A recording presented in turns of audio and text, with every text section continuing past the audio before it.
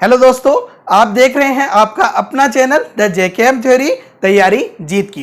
दोस्तों, औसत के इस भाग में हम कुछ ऐसे क्वेश्चन सॉल्व करेंगे जो एग्जाम में बहुत बार पूछे जाते हैं। जैसे किसी ग्रुप से कोई सदस्य चला जाए और उसके स्थान पे कोई नया सदस्य आ जाए तो जाने वाले या नए सदस्य के आयु या भार से संबंधित प्रश्न।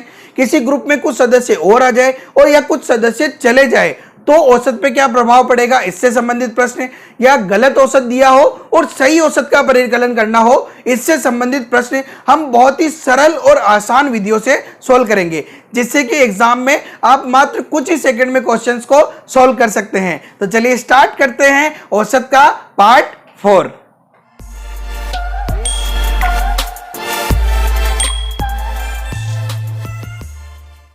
एक कक्षा में 50 छात्र है। एक 40 किलोग्राम भार वाला छात्र विद्यालय छोड़कर चला जाता है और उसके स्थान पर नया छात्र प्रवेश लेता है तो औसत भार 100 ग्राम बढ़ जाता है। नए विद्यार्थी का भार कितना है? हमें क्या निकालना है? यहाँ पे नए विद्यार्थी का भार निकालना है, यानी आने वाले विद्यार्थी का भार निकालना है। तो इस क्वेश्चन को कैसे कर सकते हैं?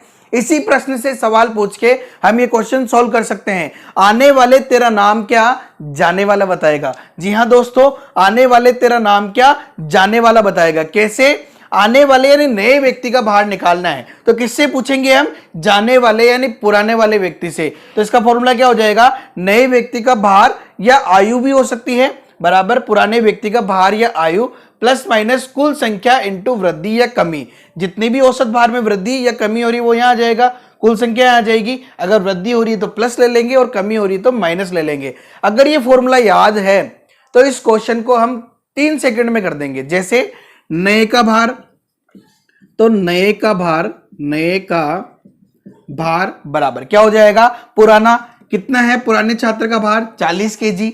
वृद्धि हो रही तो प्लस कुल छात्रों की संख्या कितनी है? 50। और कितने की वृद्धि हो रही है? 100 ग्राम की। तो 100, क्योंकि पूरा प्रश्न जो है वो केजी में है तो अपन इसको भी किलोग्राम में बदल लेते हैं। तो 100 को किलोग्राम में बदलना है तो बटेवा 1000।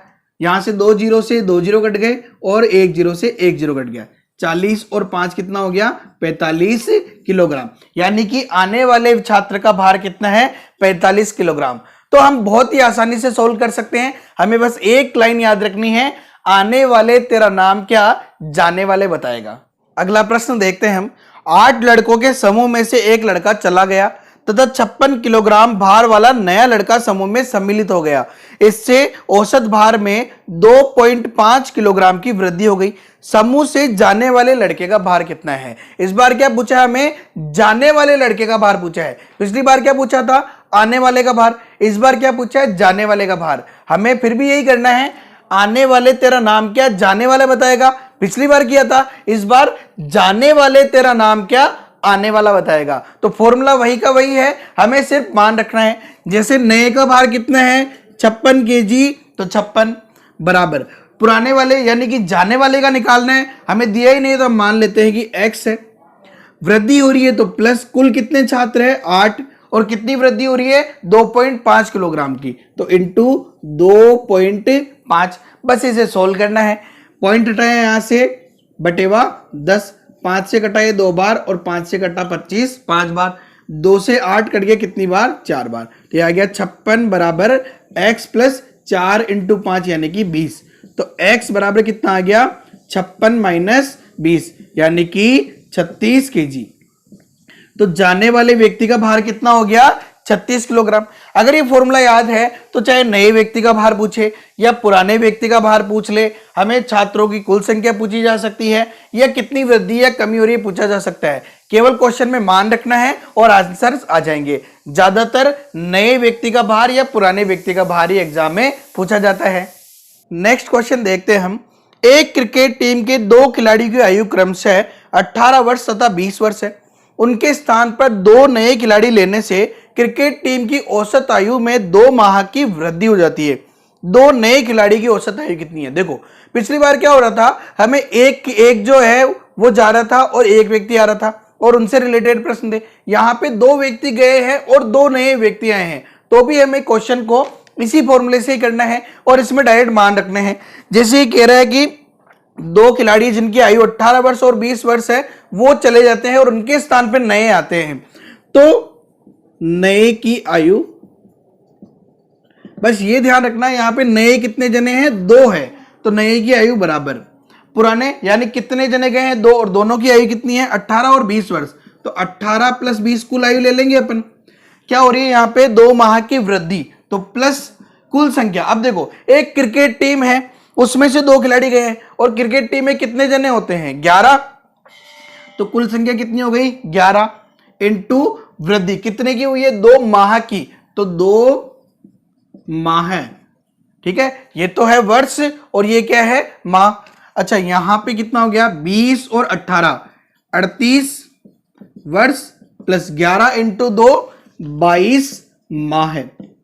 अच्छा देखो ये क्या है, 2 नए की कुल आयु, कुल आयु, 2 नए खिलाड़ियों की कुल आयु कितनी है, 38 वर्ष और 22 माह। इसने क्या बोला है, जो नए खिलाड़ी आए हैं दोनों, उनकी आयु का औसत निकालना है। क्या निकालना है हमें, औसत। औसत बराबर क्या हो जाएगा, राशियों का योग बटा राशियों की संख्या। राशियों का योग क्या है, 38 वर्ष और 22 माह है, बटेवा राशियों की संख्या कितनी है, 2, यानी कि 2 व्यक्ति है, बराबर भाग लगा देंगे, सेपरेट कर देंगे, 38 में 2 का भाग देंगे तो 19 वर्ष और 22 में 2 का भाग देंगे तो 11 माह है। तो इसका आंसर क्या आ जाएगा, 19 वर्ष और 11 माह है। अगला प्रश्न देखते हैं हम।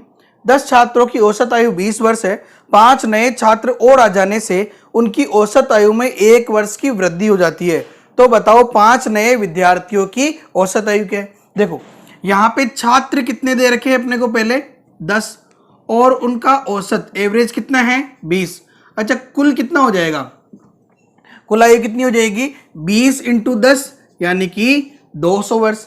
अब ये कह रहा है कि 5 छात्र और आ गए, यानी अब कितने छात्र हो गए, 15। तो ये कह रहा है औसत में 1 वर्ष की वृद्धि हो जाती है, यानी कि नया औसत क्या हो जाएगा, 21। तो कुल कितना हो जाएगा, 15 इंटू 21, राशियों की संख्या इंटू राशियों का औसत, कुल निकालने का फॉर्मूला होता है।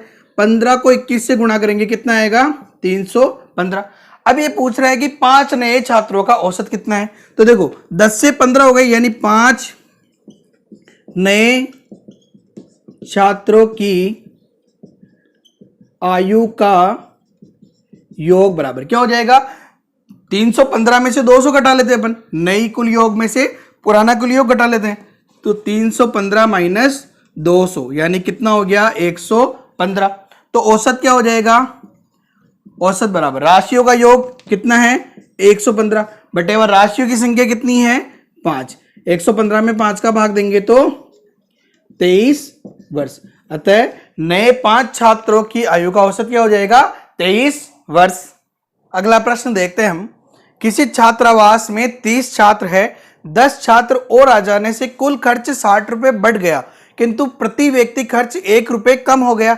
छात्रावास का पिछला व्यय कितना था। देखो ये कह रहा है प्रति व्यक्ति खर्च, यानी कि औसत 1 रुपए कम हो गया।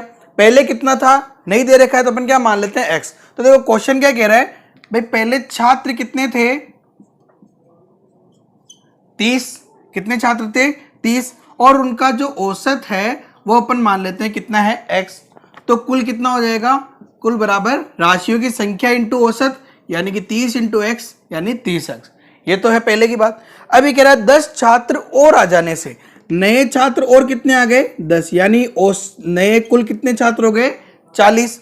ये कह रहा है कि प्रति व्यक्ति खर्च 1 रुपए कम हो जाता है, यानी औसत कितना हो जाए, 1 रुपए कम हो गया।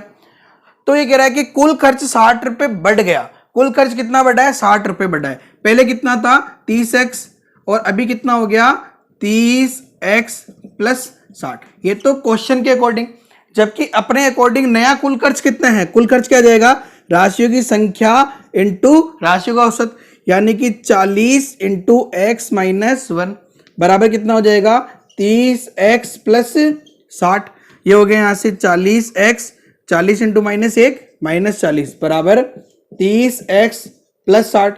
30x इधर आ जाएगा, तो 40x माइनस 30x बराबर 60, माइनस का 40 उधर जाएगा तो प्लस का 40। कितना बच गए, 10x बराबर 40 और 60 100 हो गया। x बराबर कितना रह जाएगा 10। 100 में 10 का भाग दे देंगे तो x का मान क्या है 10। अब ये क्या बोल रहा है, छात्रावास का पिछला व्यय कितना था। पिछला व्यय कितना है 30x, तो पिछला व्यय बराबर 30 इंटू एक्स का मान कितना है 10, यानी कितना हो गया 300। तो छात्रावास का पिछला व्यय कितना है 300। ये पूछता है कि औसत कितना था पहले, x का मान यानी कि 10, नया औसत कितना है 9। छात्रावास का 10 छात्र और आ जाने के बाद में कितना कुल है 30x प्लस 60 में x का मान रख देते यानी कि 360 आ जाता। नेक्स्ट क्वेश्चन देखते हैं हम।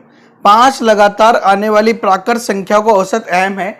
यदि अगली 3 प्राकृत संख्याओं को भी सम्मिलित कर लिया जाए तो इन 8 संख्याओं का औसत m से कितना अधिक होगा। देखो इसने बोला है 5 लगातार आने वाली संख्याएं।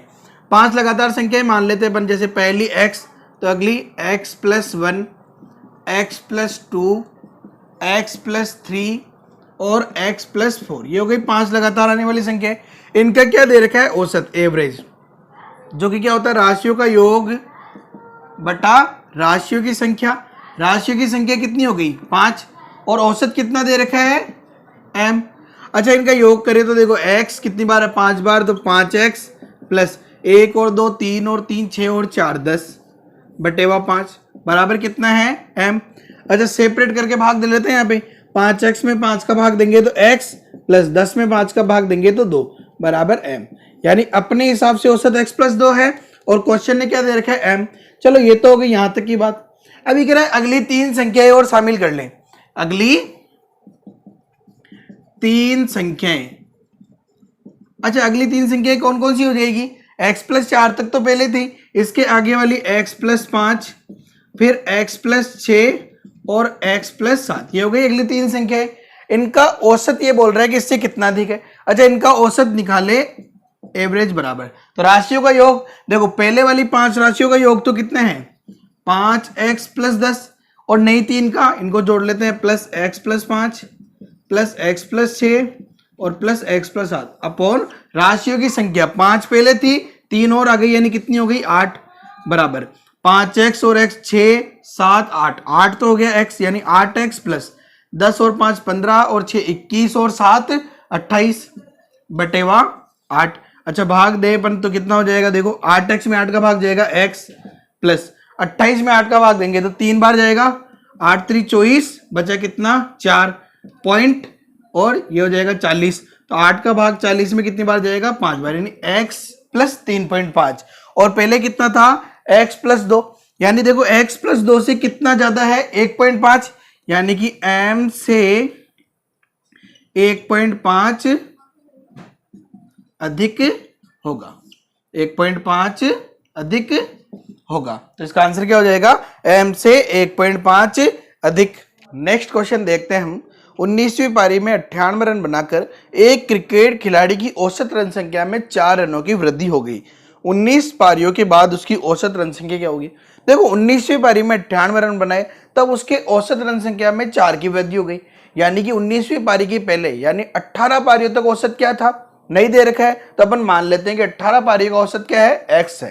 तो देखो एक तो है बात आ रही है पारियों की, तो पारियां तो कितनी मान रहे हैं अपन 18 पारियों की बात कर रहे हैं और औसत क्या मान रहे हैं औसत x।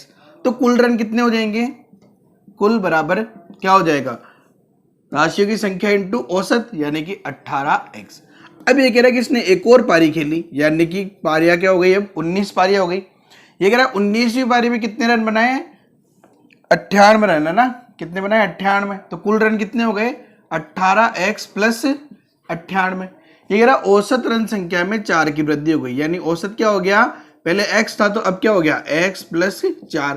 अच्छा ये कह रहा है कुल रन है 18x प्लस 98, ये तो क्वेश्चन के अकॉर्डिंग है, जबकि अपने अकॉर्डिंग कुल रन कितने हो जाएंगे, कुल हो जाएगा राशियों की संख्या इंटू औसत यानी कि 19x प्लस 4 और according to question 18x plus 98 गुणा कर लेते हैं 19 इंटू एक्स 19x प्लस 19 चौक 76 बराबर 18x प्लस 98।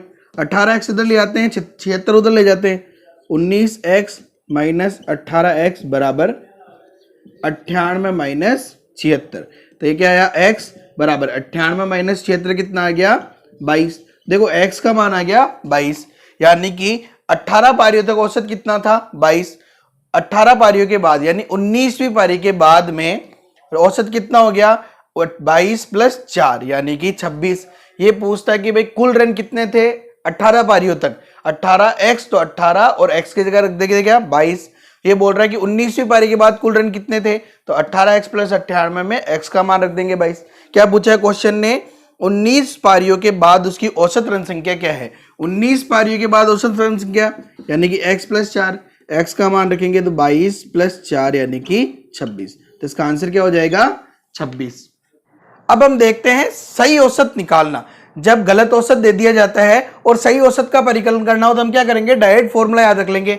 सही औसत बराबर गलत औसत प्लस सही संख्या माइनस गलत संख्या अपॉन कुल संख्या।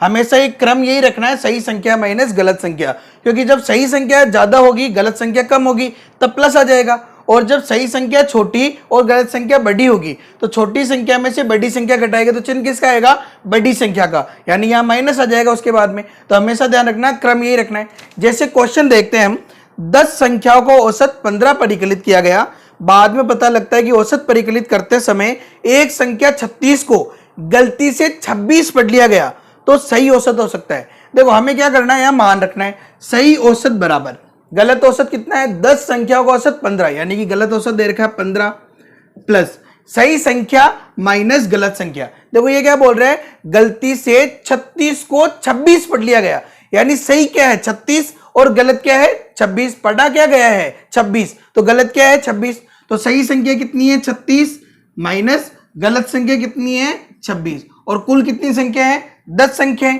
तो अपॉन 10 बराबर 15 प्लस 36 में से 26 जाएगा तो 10 बटेवा 10, 10 से 10 कट गया तो 15 + 1 यानी कि 16। तो सही औसत कितना आ गया यहाँ पे 16।